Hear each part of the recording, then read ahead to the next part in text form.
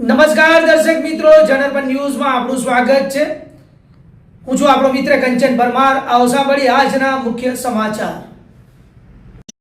Vadodara Ahmedabad express highway ઉપર કાચ ભરેલી ટ્રક પલટી મારતા 10 કિલોમીટર ટ્રાફિક જામમાં લોકો ફસાયા।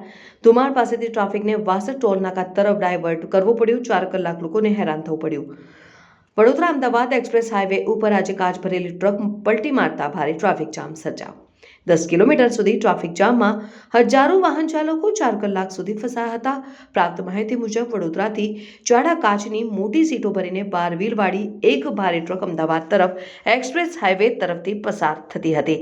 ત્યારે ઢળતી બપોરે 4 વાગે પોઈચા બ્રિજ ક્રોસ કર્યા બાદ આ ટ્રકના ચાલકના બે ટાયર ફેલ થતા ટ્રક અચાનક પલટી મારતા આખા રોડ પર કાચ થઈ ગયા હતા, જેના પગલે પાછળથી આવતા વાહનો અટવાઈ ગયા હતા। સાથે જ વડોદરા તરફ ધુમાડ ચોકડી સુધી 10 કિલોમીટર સુધીનું ટ્રાફિક જામ થઈ ગયો હતો। સૂત્રોએ જણાવ્યું હતું કે અડધો કિલોમીટર સુધી તૂટેલા કાચ ફેલાયેલા પડ્યા હતા। જો આ કાચ પરથી અને વાહનો પસાર થાય તો તે વાહનોને પંક્ચર પડવાનું જોખમ હોવાથી પોલીસે તાત્કાલિક વાહન વ્યવહાર અટકાવી દીધો હતો।